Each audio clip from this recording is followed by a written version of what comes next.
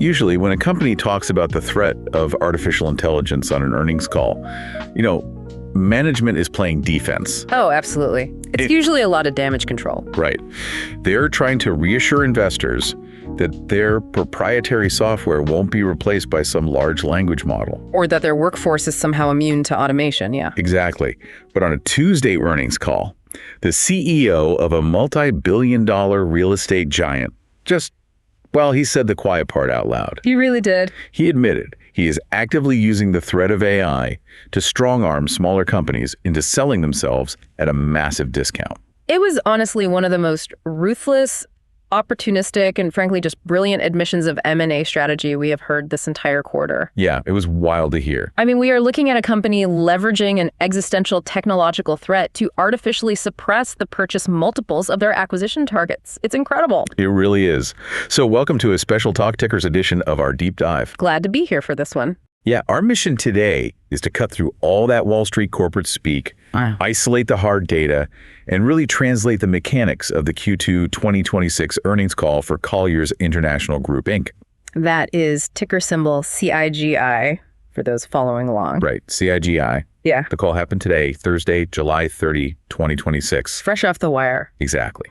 So for anyone holding this stock or, maybe you're looking for an entry point in the commercial real estate and asset management space, we are going to tear down these financials. Break it all down piece by piece. We're going to build a thesis. Yeah. And we want to leave you with an actionable, opinionated bottom line on whether this is a buy, a hold, or a fold. Okay, let's unpack this. Because the foundational context we really need to establish right away is this massive divergence between what the market thinks Colliers is and what this earnings call actually proves they are becoming. Right, because historically, when you say Colliers, people just think of traditional commercial real estate brokerage. Exactly. You think of a guy in a suit taking a percentage fee on the sale of a downtown office tower. Yeah, just purely transactional. Right. But the data we are about to look at reveals a company that is intentionally tearing down its legacy DNA to build an entirely different, highly diversified machine. So let's look under the hood at the actual headline numbers, the top line data. Because the sheer velocity of the capital moving through this company right now is, it's staggering. The numbers are huge. For the second quarter of 2026, Colliers reported consolidated revenues of $1.6 billion. Wow. Yeah, that is a 16% increase in local currency year over year. And net revenues, which, that strips out the pass-through costs associated with some of their managed properties, that hit $1.4 billion. Yeah, it's also up 16%. Exactly. And look, what's fascinating here is that a 16% revenue jump in a single quarter for a mature global entity, especially operating in our current elevated interest rate environment, it requires a really specific dissection. Right, because you don't get 16% growth across a $1.6 billion base by just having a good quarter in one random division. No, absolutely not, which is why the segment breakdown is so revealing here. I mean, every single service platform posted double-digit growth. Every single one. Yeah, I'll rapid fire them. Yeah. Capital markets revenue grew 23%. Leasing revenue increased 23%. Engineering net revenue rose 27%. And investment management net revenue jumped 15%. It is so rare to see that kind of uniform velocity. It's like a 4-engine aircraft where every single engine is suddenly running at absolute full throttle. That's a perfect analogy, because in a highly diversified conglomerate, you almost always have one segment acting as a drag chute. Right. Somebody always misses earnings. Exactly. One division misses its target, and the others have to work overtime just to pull the consolidated number up.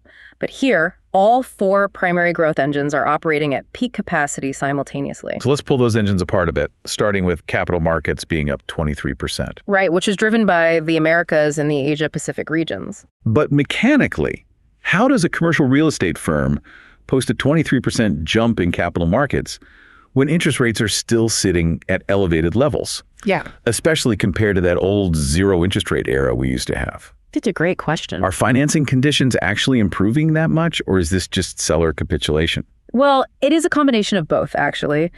But it leans heavily toward the thawing of the bid-ask spread. The bid-ask spread. Translate that for us. Sure. So for the last 2 years, institutional capital was largely sidelined. Sellers were anchored to their 2021 valuations, hoping to get top dollar. Right. They wanted those boom time prices. Exactly. And buyers were modeling their acquisitions based on 2025 borrowing costs, which are much higher. So nobody could agree on a price. Right. It created a massive spread where basically no transactions could clear. Wow. The 23% surge we just saw indicates that the ice has finally broken. So they're finally meeting in the middle. Financing conditions have stabilized just enough that institutional buyers can actually model their returns with confidence, and sellers have finally accepted the new macroeconomic reality. So transactions are clearing. Exactly, which means Colliers is finally collecting the fees that were bottlenecked for the last 8 quarters. Okay, that makes sense. And then you look at the leasing segment, which was also up 23%. The transcript points specifically to a massive boom in U.S. industrial property activity. Yeah, the industrial leasing space. That is essentially the physical footprint of the entire supply chain. We are talking about millions of square feet here. Millions. Logistics centers, cold storage facilities, last-mile distribution warehouses. It's everywhere. The growth here is tied directly to the continued nearshoring of manufacturing, plus the relentless demand of e-commerce infrastructure. People want their packages in 2 hours now. Right. And Colliers has positioned itself aggressively in the U.S. industrial corridor, capturing the leasing fees as companies scramble to secure space near major ports and rail hubs. The third engine is engineering, posting a massive 27% growth.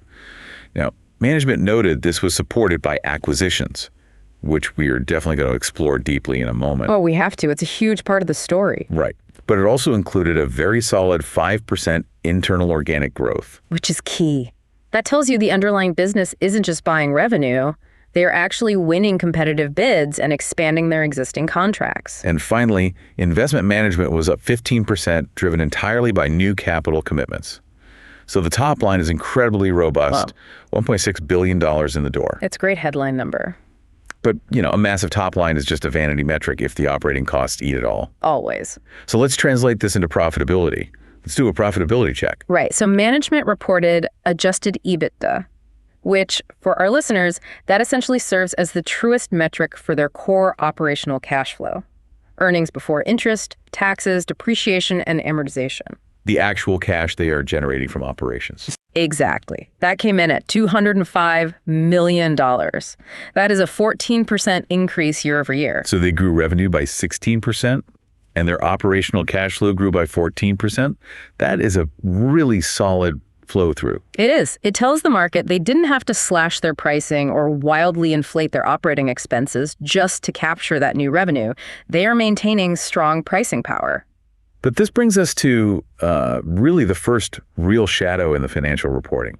And I want to push back on this for the retail investor listening. Sure, let's hear it. If revenues are up 16% and operational cash flow was up 14%, why did adjusted earnings per share, the EPS, why did that only rise 6% to $1.83? Yeah, that discrepancy. That is the mathematical reality of corporate debt in 2026. It always comes back to debt, doesn't it? It does. Management explicitly stated that the EPS growth was tempered by higher interest expense. So this is basically a macroeconomic toll gate. That's a good way to put it. They're operating the actual business incredibly efficiently, generating $205 million in core cash flow. But they are carrying debt to fund their global platform. Yeah. And the cost to service that debt has just risen. Exactly.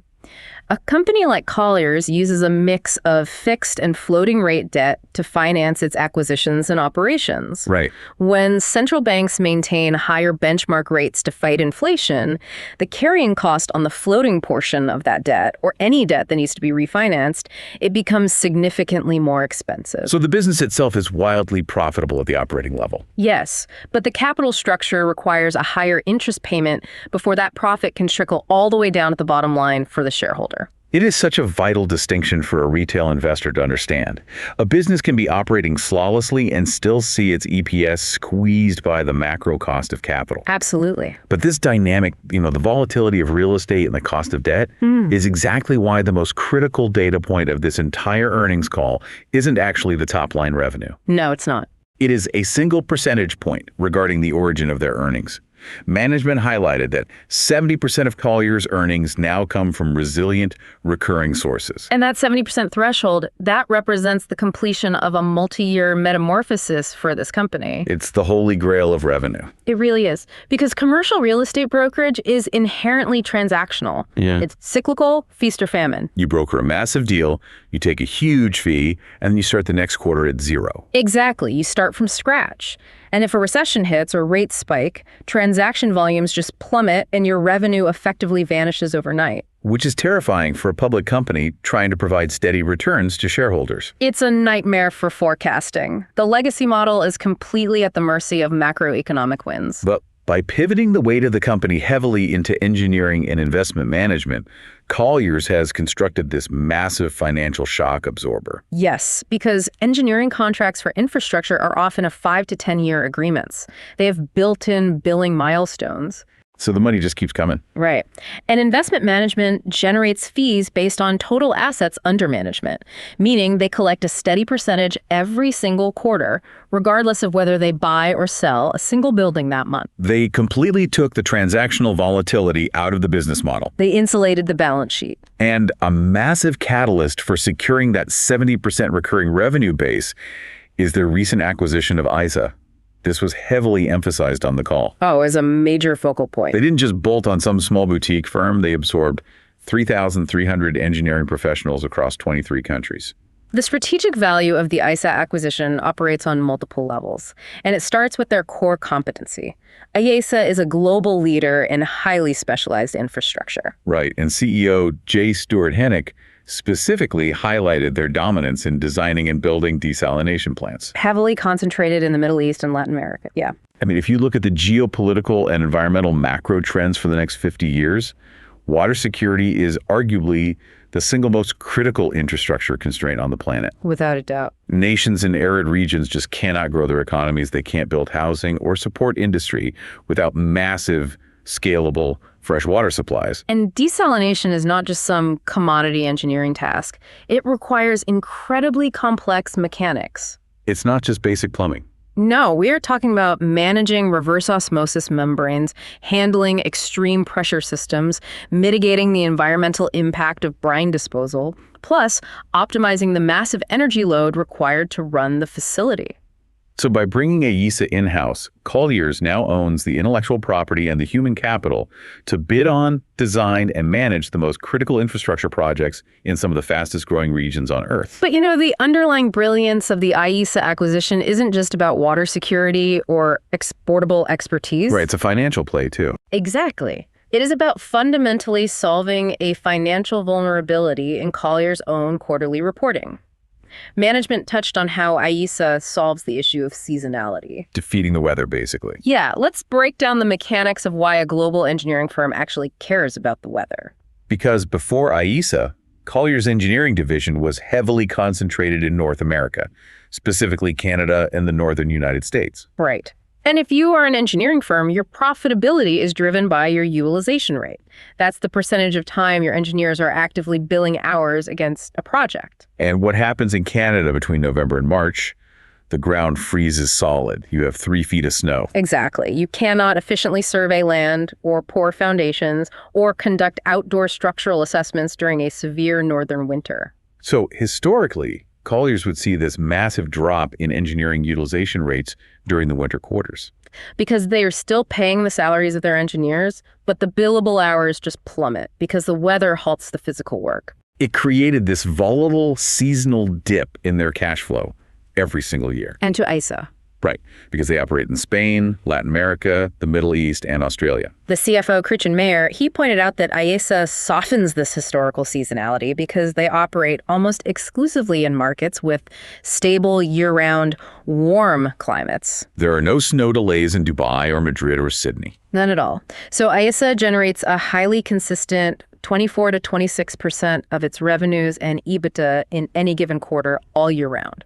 They literally bought a geographic hedge against the winter. It's so smart. They acquired 3,300 engineers in warm climates to counterbalance the forced downtime of their North American workforce. Yeah. That is exactly how you use M&A to smooth out your balance sheet. But the value extraction doesn't stop at geographical hedging. Hennick spent a significant amount of time on the call expressing real frustration that the broader market hasn't fully grasped Colliers' end-to-end strategy. Right. He feels like Wall Street is missing the big picture here.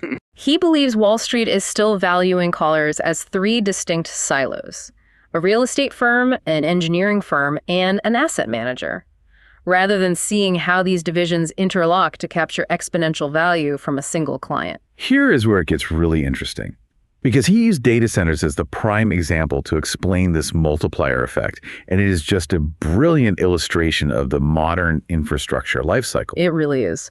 Let's map out the life cycle of a modern AI data center through the Colliers ecosystem. Okay, let's do it. Step one is land acquisition. A major hyperscaler, someone like a Microsoft or Amazon, they need a new facility. Yeah. But they can't just buy an empty field somewhere. Right. They need a site with access to a massive, reliable power grid and high bandwidth fiber optic trunks. Exactly. So Colliers utilizes its traditional commercial real estate brokers to identify, negotiate, and secure that highly specialized land. Colliers earns an acquisition fee. Okay, so now the tech company has the land, but they need to build the facility. And this isn't just pouring concrete. AI data centers require extreme engineering. Very extreme. They need advanced liquid cooling systems to keep the server racks from melting. And they require highly complex structural redundancy. Right. So rather than the tech company going out to bid for an external firm, Colliers brings in its own newly expanded engineering segment to design the facility, manage the procurement, and oversee the construction.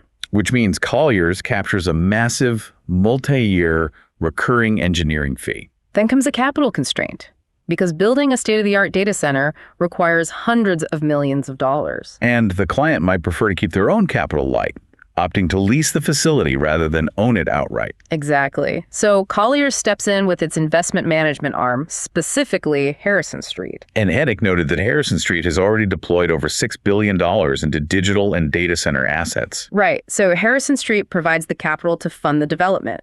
Colliers now earns capital deployment fees and ongoing asset management fees. And finally, once the facility is built and operational, Colliers can transition the client into their facility management platform, handling the ongoing maintenance, leasing, and operational advisory services. They capture the client at the land search and never let them leave the ecosystem until the building is operational. It is the ultimate cross-selling mechanism. They are multiplying the lifetime value of a single client relationship by a factor of 3 or 4, entirely in-house. It's brilliant. So when Ayesa pitches a new desalination project in Latin America, they aren't just selling blueprints. They are walking into the room with Harrison Street's capital ready to finance the build and Colliers' real estate advisors ready to secure the land rights. That is the differentiation Hennick is demanding the market recognize. Exactly. Which brings us back to the most aggressive strategy revealed on the call, the one we started the show with, the weaponization of artificial intelligence in their M&A tactics. Yes. I really want to dig into the actual mechanics of this because it shows a level of capitalistic ruthlessness that you rarely hear admitted on a public recording. You really don't. An analyst asked a nuanced question about valuation multiples, basically asking, how is the threat of AI impacting the prices Colliers is willing to pay to acquire smaller engineering firms? Because the underlying assumption is that AI might automate away a lot of entry-level engineering work, making these firms less valuable. Right. And Hennick could have given a safe corporate answer about, synergistic technology. Sure, he could have just brushed it off. Instead, he fully admitted they're using AI as a bludgeon at the negotiating table. He argued that enterprise-grade AI is going to fundamentally reorganize the engineering industry. Oh, without a doubt. It will drastically reduce the hours needed for structural modeling, fluid dynamics simulations, and supply chain logistics. But implementing that level of AI isn't cheap. You don't just buy a software license. You need massive cloud infrastructure, proprietary data lakes, and elite technical talent to train the models securely. And a global behemoth like Colliers has the balance sheet to fund that technological arms race. But a successful 100-person boutique engineering firm in South America, they don't have $50 million in free cash flow sitting around to build a proprietary AI infrastructure. Precisely. So when Colliers sits down to acquire that boutique firm, Hennick's argument is essentially, look, your historical revenue is great, but your future is terminal. Wow. In 3 years, you will be technologically obsolete because you cannot afford the AI transition. Therefore, the risk profile of your business is incredibly high, and I am going to adjust down the purchase price accordingly. He is forcing the smaller firm to price in their own future obsolescence, securing a massive discount on the acquisition. It's ruthless. And the genius of it is the moment Colliers closes the deal at that discounted price, they immediately plug that boutique firm into the existing fully funded Colliers AI infrastructure. Exactly. They buy the asset at a distressed multiple based on a technological fear, and then instantly cure the distress. The acquired firm immediately gains the efficiency and scale of Colliers AI tools, Instantly unlocking a level of profitability that the previous owners could never have achieved independently. It is an extraordinary use of corporate scale to exploit the capital constraints of smaller competitors. So we have dissected the headline revenue, the transition to 70% recurring revenue, the end-to-end data center capture, and the ruthless M&A tactics. They've covered a lot of ground. But the market trades on tomorrow, not yesterday. So let's pivot to management guidance and look at the trajectory they're projecting for the back half of 2026. CFO Christian Mayer set the tone here by explicitly reaffirming the full year 2026 outlook, which is a powerful statement given his subsequent commentary on elevated geopolitical risk and macroeconomic volatility. Right, because we are in an environment with shifting global trade policies, volatile bond yields, and severe geopolitical conflicts. It's chaotic out there. So reaffirming guidance in that macro climate suggests their internal leading indicators, like their engineering backlogs and their signed capital commitments, are incredibly rigid. They have clear visibility into their future cash flows. Looking specifically at Q3, management expects capital markets revenue to maintain its momentum, growing at roughly 15%. However, they did issue a caveat regarding the leasing segment, projecting that growth will slow down to the mid-single digits. Now, a retail investor might see growth slowing to mid-single digits and just panic, thinking the industrial boom is suddenly over. But this is where you have to understand the math of year-over-year reporting. It is entirely statistical. Right. Mayer pointed out that Q3 of this year faces incredibly tough comparisons because Q3 of last year featured a massive, anomalous post-Liberation Day spike in leasing activity. It was a huge surge. Right. When you have a once-in-a-decade surge in one quarter, the growth rate of the exact same quarter the following year is going to look artificially depressed by comparison. So the underlying leasing fundamentals remain strong. They're just bumping up against an impossible baseline. Exactly. The real forward-looking indicator is in the investment management segment, specifically the accumulation of fee-bearing capital. And for anyone newer to this space, fee-bearing capital is the lifeblood of an asset manager. It is the actual pool of money raised from pension funds, sovereign wealth funds, and massive institutions that Colliers charges an ongoing management fee on. They raised $2.2 billion in new capital commitments in Q2 alone. That brings their first half total to roughly $3 billion. And they reaffirmed a massive target for the full year, $6 billion to $9 billion in total fundraising. To hit that target, they anticipate a severe acceleration in fundraising in the second half of the year, marketing proven strategies like Harrison Street X and Basalt V. But this aggressive capital accumulation brings us to a glaring contradiction in the financials. And I know this is something we really wanted to push back on. Absolutely. The fundraising numbers are phenomenal, but when I look at the profitability of the investment management segment, the net margin came in at 36.5%. Right. Now, in a vacuum, a 36.5% margin sounds fantastic to most people. Sure, but in the world of elite institutional asset management, margins should be in the low to mid 40s. Asset management is inherently scalable. Once you have the infrastructure, managing $10 billion doesn't cost that much more than managing $5 billion. So why are they leaving 5 to 7 margin points on the table right now? Are they just running a bloated, inefficient operation? It is a vital question. Mayer addressed this directly, explaining that the 36.5% margin is a deliberate, temporary sacrifice required to fund a massive structural overhaul. So it's intentional. Yes. Over the last decade, Colliers acquired several elite specialized asset managers globally, but they allowed them to operate semi-autonomously. They had different brands, different compliance software, different accounting systems, and different sales teams. Think of it like a national rail system where every state uses a different gauge of track. The trains run fine locally, but you can't move freight efficiently across the whole country. That makes total sense. Right now, Colliers is spending massive amounts of capital to rip up those regional tracks and lay down a single, unified global track under the Harrison Street banner. They are absorbing heavy integration costs. They are standardizing the tech stack, rebranding the regional firms, and fundamentally restructuring their capital distribution. Mayer noted they now have 45 dedicated professionals whose sole job is to cross-sell the entire menu of Harrison Street products globally. But tearing down those silos and building a centralized global distribution network is incredibly expensive. Very expensive. Those integration costs are what is dragging the margin down to 36.5%. However, management provided explicit guidance that once this consolidation is complete, they expect the friction to vanish. They project investment management margins will stabilize in the highly lucrative low 40% range starting in 2027. They are actively choosing to depress their margins today to build a vastly more profitable, scalable machine for tomorrow. Which naturally leads us to the balance sheet. Because building that machine and acquiring massive entities like Ayesa, it requires capital. And that brings us to the leverage ratio. Colliers reported their leverage, which is the ratio of their total debt to their operational earnings, ended Q2 at 2.8 times. For context, management's stated comfort zone for leverage is between 1.5 times and 2.0 times.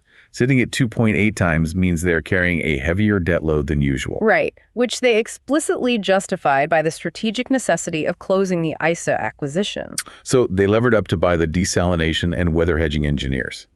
But they have no intention of staying at 2.8 times. No. Mayer provided a roadmap to deleverage down to 2.3 times by the end of the year. This deleveraging plan relies heavily on the cash flow generation profile of the company. Historically, Colliers generates a disproportionate amount of its free cash flow in the second half of the year. So they intend to take that incoming wave of cash and immediately direct it toward paying down the debt they took on for Ayesa. But this is where the capital allocation strategy becomes deeply fascinating and highly actionable for you, the retail investor listening. Pay attention to this part. If a company is over-levered and wants to get back to its target range, financial logic dictates that every single spare dollar of free cash flow should go toward paying down debt. Right. But during the Q&A, management floated a dual-track strategy involving an NCIB. An NCIB, or normal course issuer bid, is basically the Canadian regulatory term for a stock buyback program. Management indicated they're considering deploying up to $100 million to repurchase roughly 2.1% of their own outstanding shares in the second half of the year. So you have to ask yourself, why would a management team that is actively trying to pay down debt divert $100 million in cash to buy back their own stock? It seems counterintuitive. Because a corporate management team's ultimate responsibility is to maximize return on invested capital. When they sit down and look at where they can deploy $100 million, they could use it for M&A, they could use it to pay down debt slightly faster, or they can buy their own stock. Right. By choosing to float a buyback, they are loudly broadcasting to the market that their stock is currently trading at such a steep discount to its intrinsic value that buying their own shares is the single most profitable investment they can make. They are looking at the success of the Ayesa integration, the 70% recurring revenue base, the cross-selling of the data centers, and the future low 40s margins of Harrison Street. And they are looking at their current share price and realizing Wall Street hasn't priced any of this in yet. The market still thinks they are a cyclical real estate broker. It is an immense signal of So what does this all mean? This brings us to the bottom line of this Talk Tickers deep dive. The mandate here is to synthesize the transcript, the data, and the strategy into a clear, opinionated verdict. Yes. Based on everything we have unpacked, the results of this Q2 2026 earnings call are a fiercely bullish signal for Colliers International. The justification for that bull case requires looking past the immediate EPS drag and focusing on the structural foundation. Take their recruiting data. Management noted they're aggressively adding more top-tier producers and brokers in the U.S. than any of their publicly traded peers. They admitted that paying these new recruits while they ramp up their books of business is a short-term drag on their margins. But that margin drag is the cost of a calculated land grab. While competitors are freezing headcounts or quietly laying off brokers to protect their quarterly margins in a tough rate environment, Colliers is playing pure offense. They are absorbing a temporary hit to their profit and loss statement to monopolize top talent. When the interest rate environment fully normalizes and transaction volumes explode, Colliers will own the market share because they secured the personnel during the downturn. And beyond the cyclical land grab, the fundamental thesis rests on that 70% recurring revenue metric. This is not the Colliers of 2019. Not even close. If you are valuing this company using the multiples assigned to a traditional commercial real estate brokerage, your model is broken. They have transformed into a highly predictable global asset management and infrastructure engineering platform that also possesses a world-class real estate advisory arm. And historically, the public markets award significantly higher valuation multiples to asset managers with locked-in recurring fees than they do to transactional brokers. The market is slowly realizing that the risk profile of CIGI has permanently decreased. So for the retail investor listening, if you hold CIGI, this transcript should let you sleep very soundly. You are holding a company that has successfully insulated itself against the traditional boom and bust cycle of real estate. The Ayesa acquisition is smoothing out their cash flow, and their end-to-end data center strategy is locking in massive, multi-tiered institutional clients. And if you are evaluating the stock for a new position, you have to weigh management's capital allocation signals. They have the free cash flow to rapidly digest a massive acquisition like Ayesa, drive their leverage down 0.5 point in 6 months, and potentially execute a $100 million buyback simultaneously. They are financially signaling that the structural transformation is complete and the stock is mispriced. But to wrap up this analysis, there is one highly specific data point buried deep in the discussion of the Harrison Street integration that serves as the ultimate leading indicator for the company's future. I love this detail. It is a detail regarding the psychology and the financial alignment of the actual human beings running these divisions. It is probably the most telling metric of the entire call. When Colliers executed the massive corporate roll-up to unify all their disparate asset management firms under the single Harrison Street banner, they had to address the partnership structure. Because Colliers relies heavily on a perpetual partnership model, where the founders and executives of these acquired boutique firms retain equity in the specific businesses they run.